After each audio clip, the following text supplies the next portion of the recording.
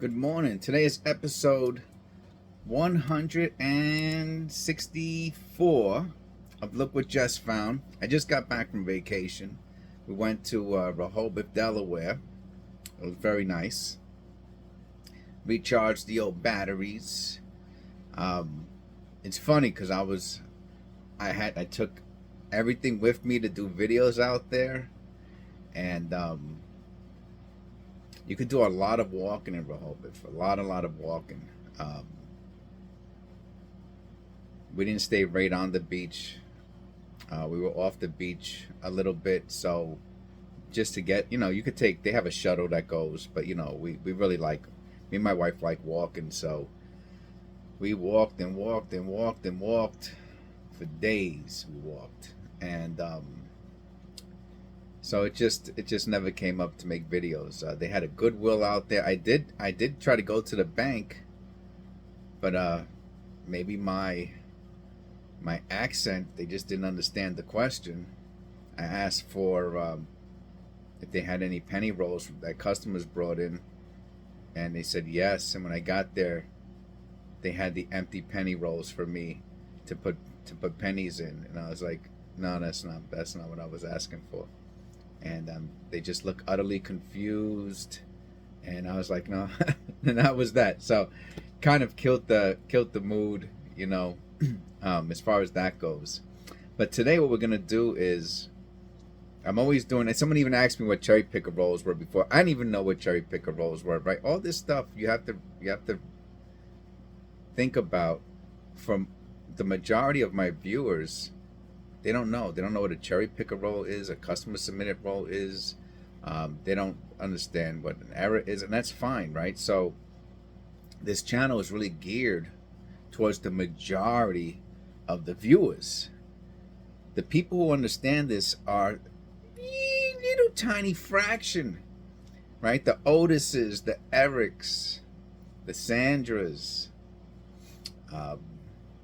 the Cats, the super small percentage.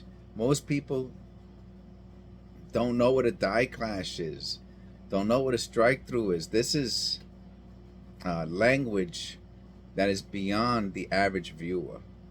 So I like to think that that's what the channel is geared towards. The average person who maybe never even did coin roll hunting or looked at pennies, and to find a strike through on a Lincoln Memorial is super difficult. If you don't know what you're looking for, you're never going to see it. You're going to think that shape in the columns is just, you're not even going to notice it. Your eye won't pick up on it. But once I tell you to look for it, now maybe you'll look for it with the light, with the light. You put the light on it, and you're like, oh wow, there's a strike through, there's a die clash here. Look at that, it's the Lincoln from the other.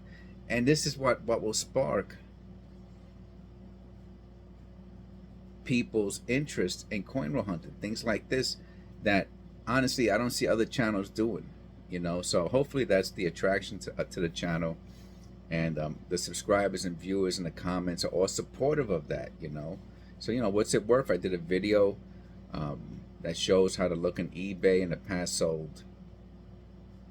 recently sold, and it'll tell you what a Lincoln die clash is worth, or a strike through, whatever, and you could search it on your own. So today what we're gonna do is we're gonna look at, I'm not too crazy about the cherry picker rolls, but what they do is they provide a nice contrast between non-cherry picker rolls and cherry picker rolls. So today we're gonna look at a cherry picker roll. What did this person leave in their roll? In a non-cherry picker roll, we know it's a cherry picker roll because they put their little check mark on it. So when they go back to the bank, if they get this roll back from the teller, they know they went through it already and they won't go through it again. But this cherry picker, specific one from this bank, leaves copper, right? If there's no copper in a cherry picker roll, I'm not gonna do a video on it. I'll just grab another roll really quick and substitute it. So we're gonna make sure there's copper in here, then we're gonna look. And this is a non-cherry picker roll from a different bank. No little check marks. See, even me, right?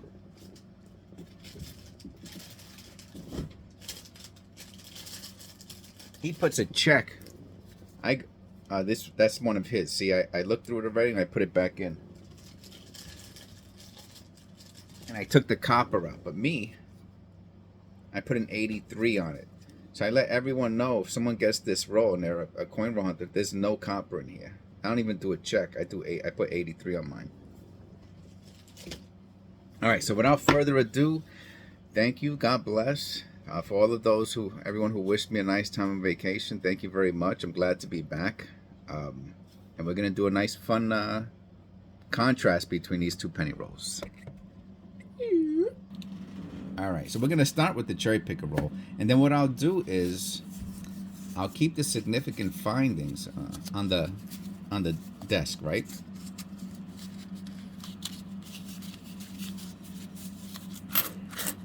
All right, so you see there's copper here, right? So right there we know that it's a good cherry pick. This is called a triple diamond roll sleeve. It's not from a roll because anyway, I did a video on that too. You can check it out. And but this one here was a roll. They had other ones that were part of a, excuse me, this one here is a sleeve. They have other ones that were part of a big circle roll. This is not one of them. I can tell by the seam. See the seam here? It's like glued together. The other seam is has a flap. Okay, so here, if you can see already that there's copper, I believe. If I'm correct, there's copper. If there's no copper, yeah. So the first one I grabbed is a copper already. So I grabbed this from the bottom just to show that there's copper. If there wasn't copper, I really wouldn't be wasting my time. And so the first one I grab is interesting right off the bat. Let me look at this under the loop. I just want to see if it almost looks like a. No, it's not. It's not a. It's not a dryer.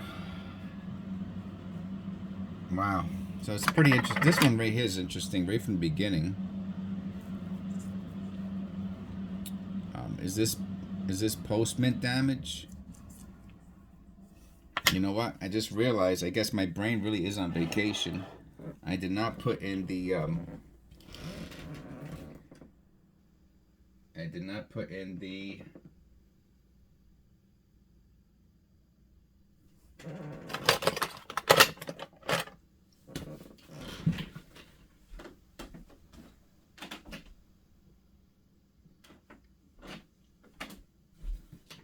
$7 minutes down the tube.